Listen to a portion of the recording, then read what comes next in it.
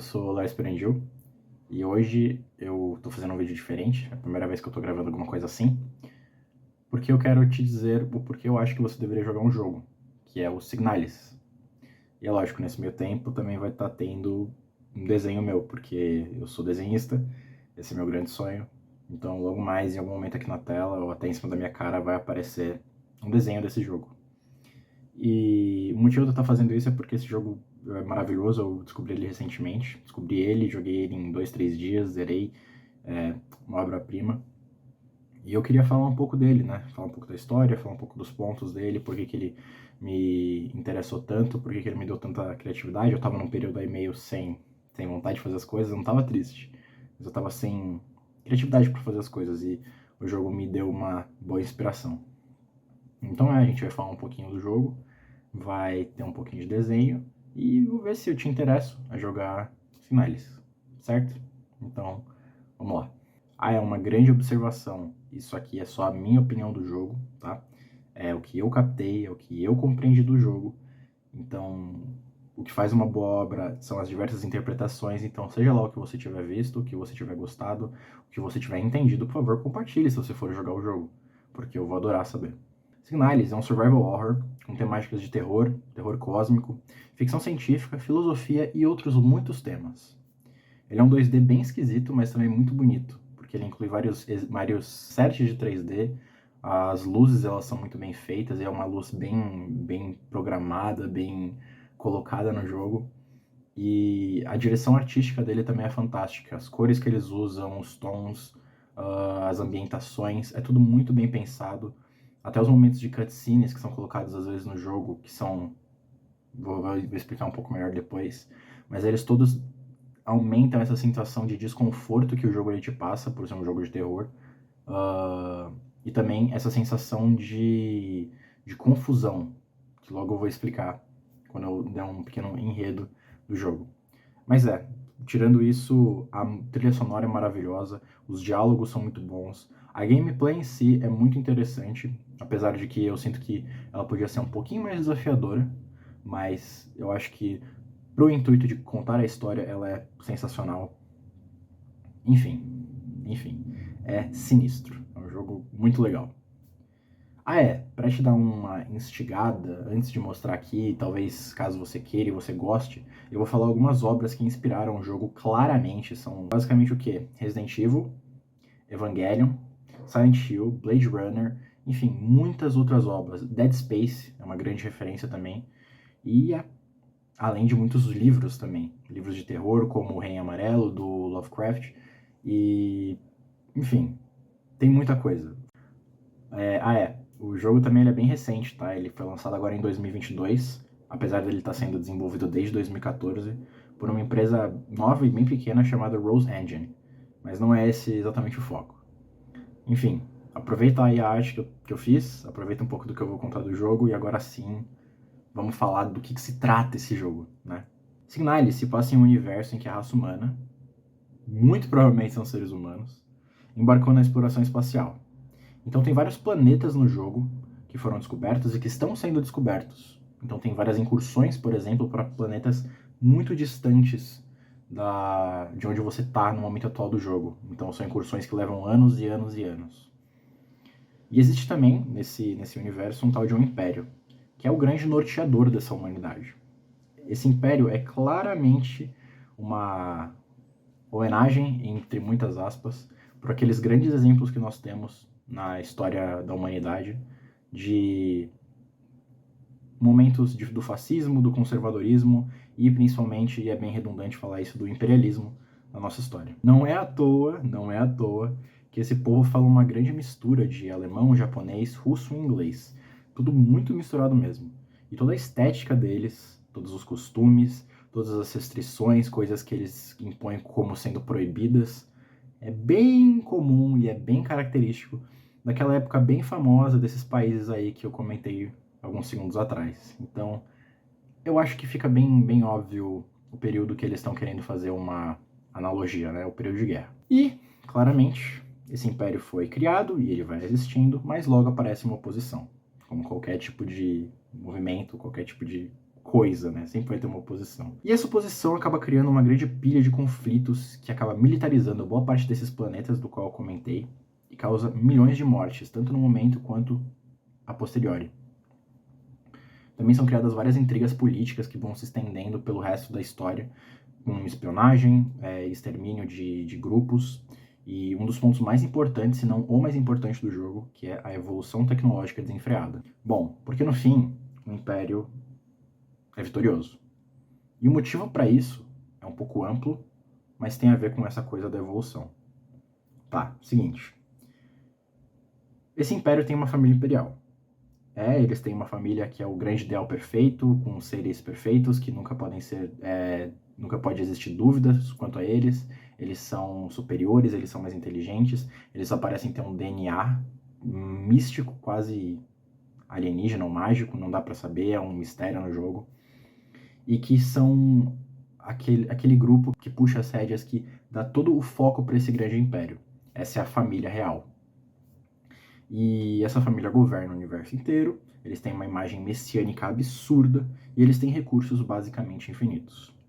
E é por causa de todos esses pontos que eles acabam criando a arma que muda de vez a guerra, que são as réplicas. As réplicas são androides, robôs, ou replicantes, se você manja um pouco de Blade Runner, que tem sua imagem baseada nessa família real e seus atributos, suas características também. Então eles são mais inteligentes, mais rápidos, mais fortes, mais sábios, eles são superiores. E além do mais, eles são feitos do material não biológico, certo? Então a resistência deles é muito maior. Tanto que é por isso que eles são utilizados como uma mão de obra. E o principal, eles podem ser feitos em grande escala.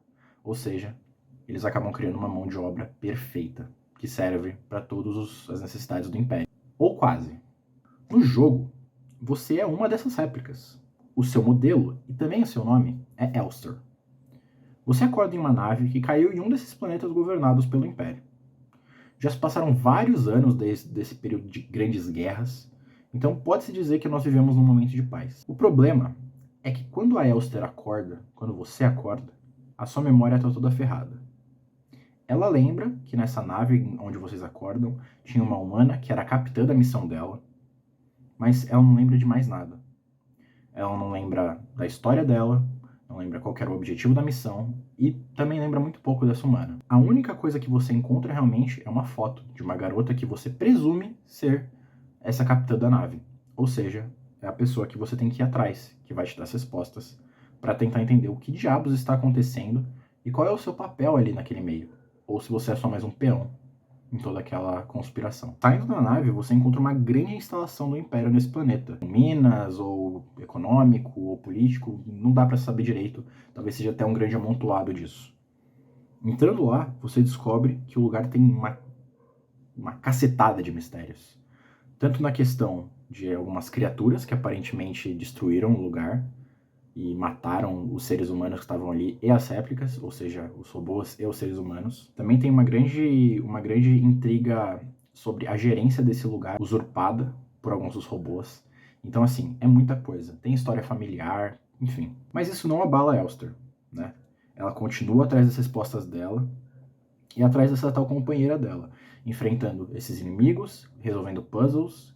E esses inimigos, só dar um leve spoiler aqui, eles são zumbis.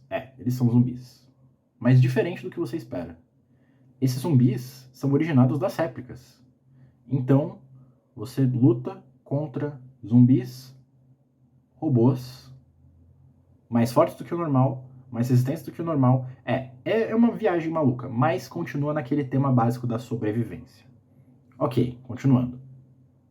Você descobre que provavelmente a menina que você está procurando está dentro daquela instalação, através de alguns documentos, através de NPCs que você encontra no meio do caminho, e aí está um ponto muito importante da história. Você encontra uma pessoa bem específica nessa instalação, uma pessoa que vai aparecer várias vezes na sua jornada, no meio dela, vai cruzar ela com você, e que tem um objetivo parecido com o seu, mas que ao invés de te ajudar, ela traz mais questionamentos. Essa garota é a Isolde Ito. A Isolde, ou Isa, é uma humana, diferente de você, que tá passando por um baita de um perrengue com essas criaturas robôs, zumbis, sei lá o quê, e ela não desiste, porque ela tá atrás da irmã dela. Apesar disso, apesar dessa semelhança entre a relação de vocês, quando a Elster mostra a foto com a suposta garota que ela estava procurando, a Isolde comenta da semelhança dela com a irmã que ela está procurando. E aí, tudo aquilo começa a ficar cada vez mais confuso.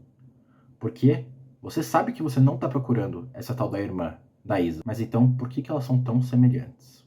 Esse é um dos mistérios que vão aparecer no jogo, é fantástico. Enfim, depois de umas 12 horas de exploração, com vários arquivos que contêm a história não cronologicamente e que muitas vezes mais te confundem do que ajudam, como a maioria dos objetos e das coisas que são entregues a você no jogo, você está imerso em Signalis. E o seu grande objetivo é o quê? Tentar entender qual que é o seu papel dentro disso tudo.